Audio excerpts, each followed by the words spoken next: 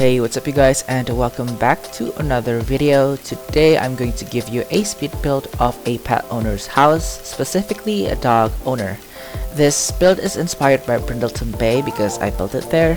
I'll also put up some pictures of the inspiration I got from Google. So basically I've never built a Cape Cod sort of house and I wanted to learn a little bit about it, and even though it ended up more suburban than Cape Cod, I still think it blends in quite nicely with Brindleton Bay.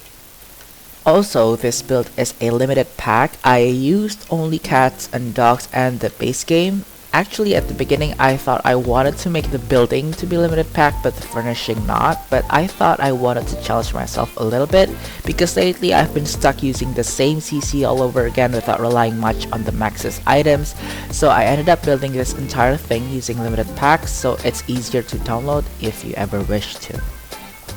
So I'm building this lot in the Hindquarter Hideaway lot, which is in Brindleton Bay. It is, I think, the only empty lot available in that world. The slot's total area is 30 by 20, which is kinda odd because it is more wide, like sideways, than it is long to the back. So the backyard is more of a side yard, and the total cost is at 121,885 simoleons. Here you can see I'm almost finished with the basic shape of the build. It's very symmetrical in a way that I actually don't really prefer it because sometimes symmetrical builds really limits my creativity, and also it just reminds me of the way I used to build my houses in the early years of my Sims journey, you know? Since like Sims 1 through the early Sims 4 years, I've always built my houses symmetrical, so yeah, nowadays, every time I accidentally make a symmetrical build, I always try to add a little bit something to make it not so symmetrical. But yeah, I actually struggled a lot on the floor plan on the second floor. The first floor was very open, so it was not a problem whatsoever. But the second floor, I had to redo the floor plan a few times before I managed to make it work with the stairs. But I cut that out from the final footage just to save some time. So the final floor plan for the second floor ended up being a 3-bedroom and 2-bathroom, one of which is a Jack and Jill shared by the 2 kids' room.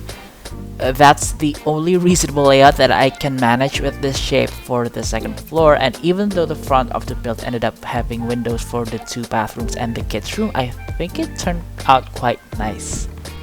Now you can see I'm making the floor plan for the first floor, and the house ended up divided into 2. I wanted to utilize that sunroom for the living area and a mini office nook, and the right side of the build for a kitchen and dining room. And with this sunroom layout, I definitely think that we should have more of that corner sofa thing, but for a various room shapes, you know, like this octagonal nook here, because the couches don't fit in just right, and I think a modular seating would have worked better. But since we're working with just the base game and cats and dogs here, we can't do that.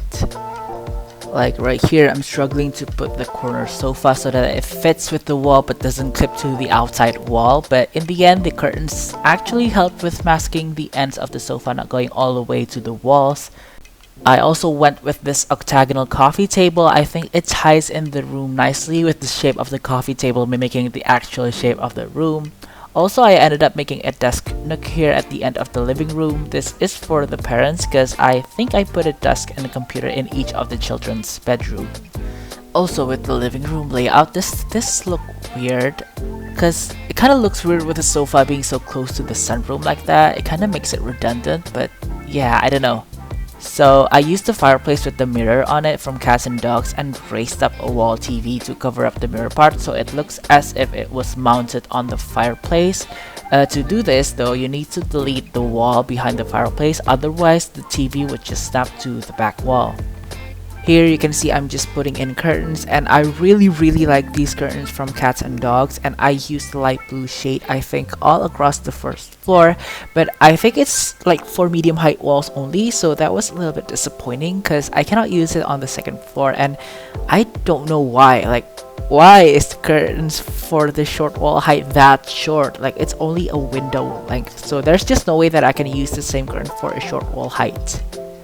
Now I'm working on the kitchen here. Since the Cats and Dogs pack doesn't come with a kitchen set, I went with this base game one in white. and if I can pick another pack, I definitely would have chosen the Parenthood pack to go with this, but I think this one is sufficient.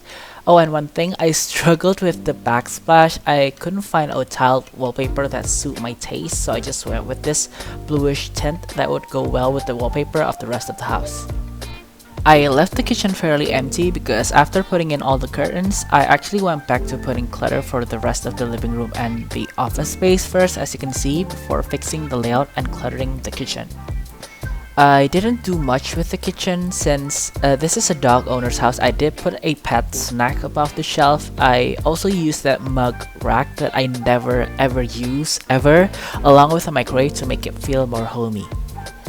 For the dining area, I just went with a long dining table from base game and paired it with the dining chairs from the cats and dogs pack. I also used that huge china cabinet in front of the stairs just to eat up some space because this is actually a huge room, but I don't know how else I could have further divided the space due to the stairs placement. I also put a pet bed and a pet bowl for the dog. I also used the rug from cats and dogs underneath the dining table, and I don't ever remember using this rug, and there's actually a lot of interesting swatches, so I'll definitely keep an eye on that rug for my future builds.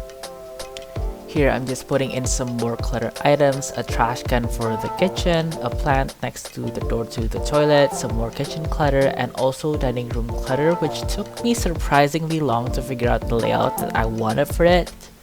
You know, doing builds with a limited pack really pushes your creativity and really opened your eyes to how many of the other packs are really adding value to your overall game experience, you know? Like, The Sims is a fairly expensive overall game, but each individual pack, at least ones that I own, really elevate my overall satisfaction with playing it, because when I'm stuck with just the base game and cats and dogs like this, sometimes I wanted to use that white picket fence, but it's from the backyard pack. I want to use the thermostat and the umbrella stand, and that's from Seasons.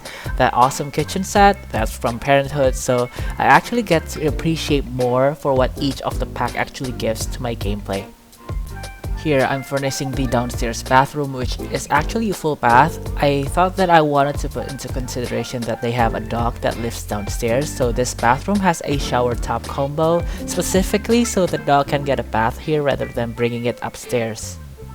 Next, onto the second floor. This is the parents' bedroom, or the master bedroom if you will. You might notice that the whole second floor has this roof clipping issue. I think it's always been like that since the very beginning, so I've gotten kind of used to it, and that is why I don't typically hide second floors inside of the roof like this. I usually am very minimalistic for roofs, and I tend to build modern houses with just a platform and a half wall roof rather than a quote-unquote real roof. Anyways, back to the master bedroom. I really wanted to have a reading nook next to the bay window, but there's just no way I could have made that without using CC, so I just put a couch there as it serves the same purpose. This room is also very blue, except for the wallpaper that I made kind of peachy, but yeah, overall I really like the master bedroom. For the ensuite bathroom, it's more or less similar to the one downstairs, but I reused the kitchen cutter in a different swatch for the sink, also using the toilet from cats and dogs, and also extended the blue a bit using the greenish blue tiles and wallpaper. Now we're on to the kids' room. It's also very blue but more childlike, and I don't think that the big dog plushie is accessible, but it's there. And for some reason I gave this kid a laptop, which I don't think I've used laptops until I grew up, like in high school. I used to only use the family computer up until I was old enough and my parents bought me a laptop for school. But yeah, this room is very simple. It has all the necessities, minimal clutters, and a very important nightlight, because monsters under the bed is a very annoying gameplay mechanic that, thank God, can be disabled using a mod. Next will be the Jack and Jill bathroom, which is shared by the two kids. The layout is similar to the parents' ensuite bathroom, but this time I put the sink against the window, which means that they don't get a mirror above the sink. So I put it beside the sink, which is weird, but I don't know how else I could have utilized the space. But they each got a mirror, a medicine cabinet, and also a full body mirror next to the tub. Final room, this is the teens room. I really don't know what to put in the nook there, so I used the usual trick, which is using a dining table as a desk so I can put the computer and chair anywhere I want. I originally wanted to also put a reading nook there, but we know that we can't do that without CC, and I also don't know if that bookcase is functional, but there are plenty of other bookcases in this house, so that can be for decorative purposes only. So unlike other rooms, this room is very pink. I was inspired by the curtains above the desk and I ended up building this very pinky room, which I don't usually do, but it's very elegant and soft and I think it looks good. This room is also very neat and tidy. There's a few clutter items like perfumes and nail polish, but other than that, the room is fairly simple. I struggled a bit to decorate the right side of the desk since it's not reachable, so I just put in a speaker and also a dog statue and a cat statue for no reason. So here I'm just fixing things, putting in windows, fixing roof details before moving on to the back and side yard. For the side yard, I decided to put in a pool along with some lounge chairs, which is inspired by the house that I showed you in the beginning. I also put in a barbecue and some seatings. In the backyard, there's a dedicated exercise spot for the dog. I think it's cute and I've never used those items before, and I think if I have a dog, I definitely would want a big backyard for the dog to play in, and it's also cute to have some training equipments like this. But yeah, other than that, I put in some landscaping, a few outdoor lights and pool lights, outdoor trash can, moving the mailbox, and we're essentially done. And with that, we will be moving on to the screenshots, and as always, what do you guys think of the build? This build will be on the Sims 4 gallery. My ID is LouisRP7 and that is LOUISRP7, and what do you guys think I should build it next time? Leave it down in the comments below if you have any ideas, and don't forget to like the video, share it, and hit the subscribe button. I post my videos on Fridays every 2 weeks, and I'll see you guys in the next video. Bye!